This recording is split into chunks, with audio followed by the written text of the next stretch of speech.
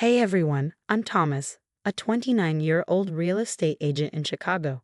And this beauty right here is mine. I stood on the porch of my new house, the reality still sinking in. 3 bedrooms, a sprawling backyard, and that vintage charm I dreamed about. Karen, my girlfriend, squeezed my hand. You earned this, babe, every single brick. I smiled, but her words triggered a flood of memories. 21 years ago, my world shattered. My parents didn't come home one rainy night. Sarah, my older sister, was just 14 when she stepped up. At least that's how she always framed it. Remember when we used to share that tiny room at Aunt Marie's house? Sarah asked, unpacking boxes with me. I nodded. Yeah, I remember. She paused, her voice heavy. I gave up everything for you, Thomas. My college dreams. My future. The familiar guilt crept in, tightening around my chest. I know, Sarah. I'll never forget what you've done for me. Hey man, this place is sick. Derek, my best friend since high school, strolled in carrying more boxes. Now a hotshot lawyer, he'd stuck by me through everything. He glanced at Sarah. How's Mike's business going?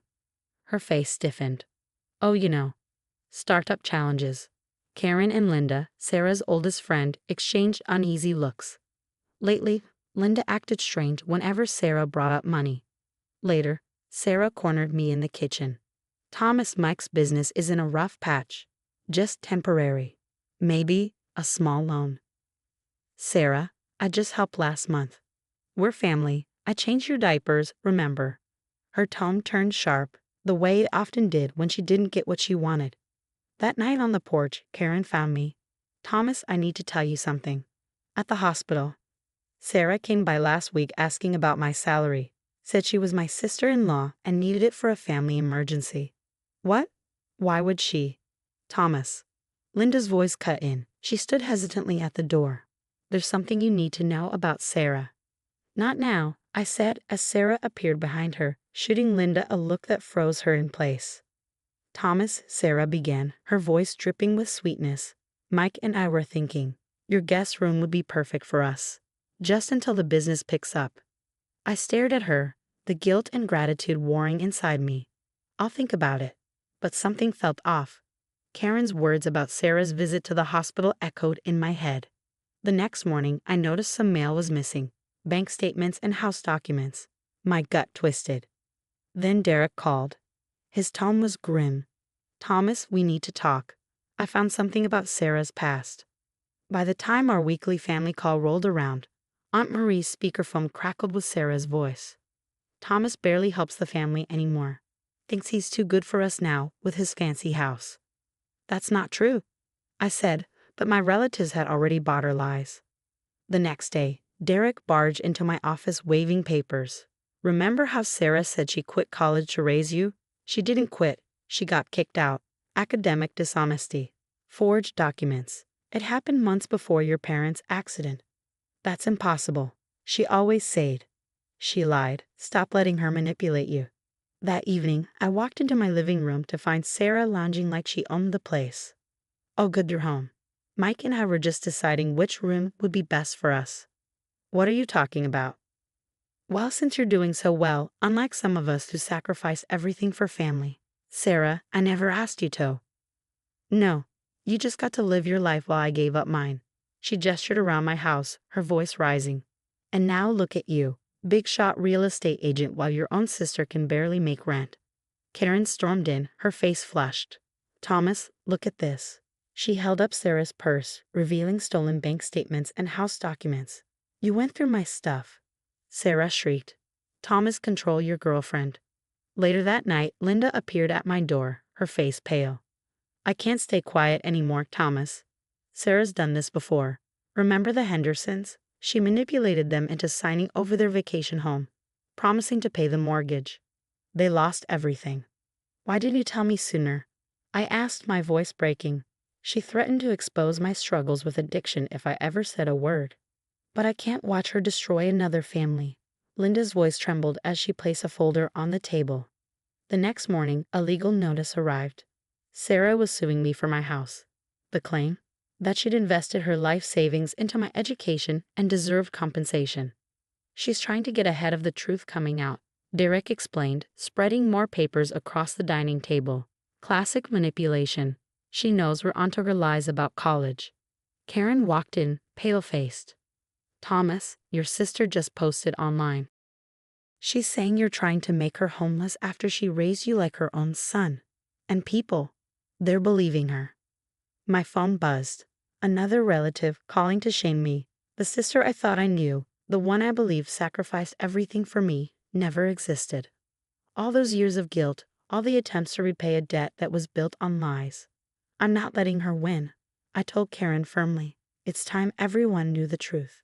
These insurance documents don't add up, Derek said, rifling through papers. Your parents' life insurance policy was worth $300,000, but only $50,000 went to your education. Sarah was the trustee. Where's the rest? Karen walked back in, laptop in hand. You need to see this. She turned the screen toward me. Sarah had posted tearful videos online, claiming I was trying to destroy her life. She even started a GoFundMe, asking for help to save the family home. Derek pointed to some bank statements. Look at these transfers. She's been siphoning money from multiple accounts, Aunt Marie, Cousin Pete, everyone. The doorbell rang and Linda rushed in clutching another folder. Thomas, I found Sarah's old phone. She handed it to me, her hands shaking. There are texts between her and Mike from last month. They're planning to sell your house the moment they win the lawsuit. What? My hands shook as I scrolled through the messages. Mike owed $400,000 to loan sharks. That's why they were so desperate. Karen's phone buzzed. Your cousin just sent me this. Sarah told them you're stealing their inheritance money. The whole family's turning against you. Not for long, Derek said, his tone icy as he pulled out more documents. Remember the college fund your parents set up? Sarah transferred it to her personal account right after the accident. She used your education money to buy her first car. The evidence piled up. Linda laid out photos of forged checks and threatening emails Sarah had sent to silence other victims. She's done this to everyone. The Hendersons, the Paddles, even her old church group. Always playing the victim while stealing everything she could. Karen called from the kitchen.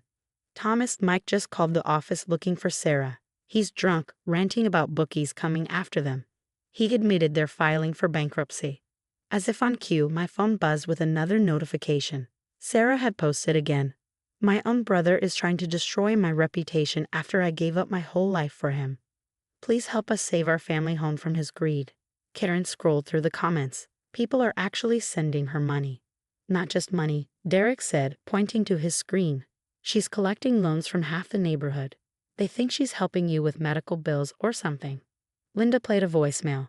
Sarah's voice crackled through the speaker. If you tell Thomas anything about the Hendersons, I'll make sure everyone knows about that night in Vegas. Don't test me, Linda. Classic Sarah, Linda muttered. I slumped in my chair, the weight of everything pressing down. She's got dirt on everyone. That's how she's kept this going for so long. Karen grabbed my hand. We've got something better than dirt. We've got proof. I straightened up. Get everything ready. It's time to show everyone exactly who Sarah really is. Courtroom showdown. The case is dismissed, the judge declared, her voice firm. Furthermore, given the evidence of fraud presented, I'm referring this matter to the district attorney's office. Sarah's face went pale as Derek presented the mountain of evidence, bank statements showing stolen insurance money, forged documents, and years of systematic theft. The text messages about selling my house to pay off Mike's gambling debts were just the tip of the iceberg. You think you're so smart, Sarah hissed during recess, her manicured nails digging into her purse, no doubt bought with stolen money. You're ruining my life.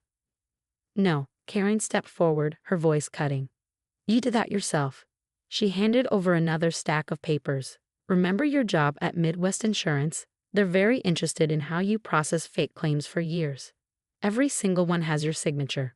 Linda testified next, bringing the Hendersons and 5 other families Sarah had scammed. The courtroom buzzed with shock as each victim shared their story. Mrs. Henderson, now in her 70s, broke down on the stand. She took our retirement home, she sobbed. The judge turned to Sarah.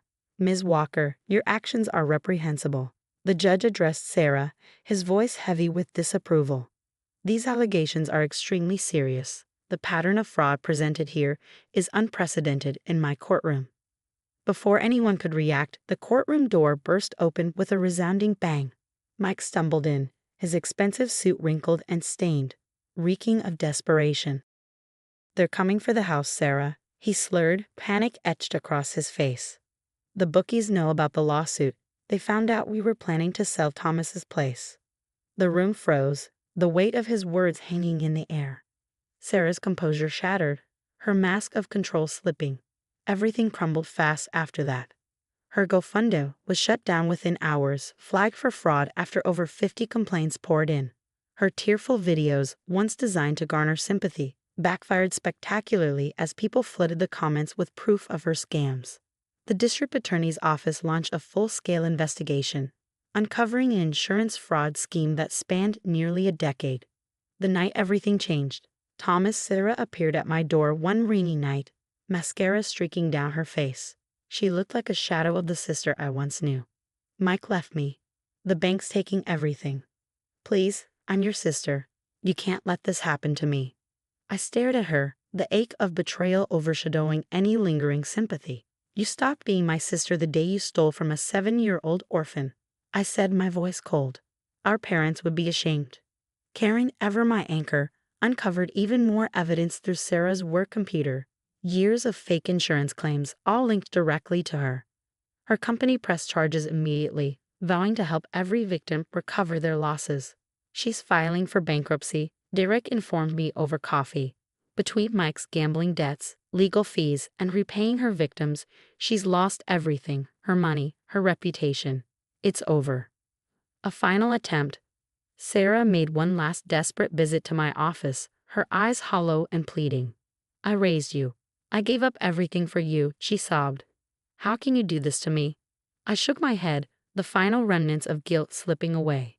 "You gave up nothing, Sarah. You stole everything. My childhood, our parents' memory, the trust of everyone who believed in you. Every sacrifice you claimed was a lie." Her lips quivered. "Please, I'm sorry. I'll change." "Save it for the judge," I interrupted, leaving her to her fate. 6 months later, I stood in the backyard of my house. Our house, watching the sunset turn the sky a fiery orange. Karen stood beside me, her hand in mine, the diamond on her finger catching the light. "Your house looks beautiful," she said, smiling. "Our house," I corrected her, the weight of those words grounding me in a future free from manipulation and pain. Sarah now faced multiple fraud charges, with Mike having fled the country and left her to face the consequences alone. My family, finally seeing the truth, had reached out to apologize for believing her lies. My phone buzzed, a new message from Sarah, undoubtedly another plea for help. I deleted it without reading. Some betrayals can't be forgiven. Some bonds are better left broken. As I held Karen close, I felt only relief. The web of lies that had ensnared me for so long had finally unraveled. Sarah had taught me a painful but important lesson. Family isn't about blood. It's about truth, trust, and genuine love. And for the first time, I found that family in the one I chose.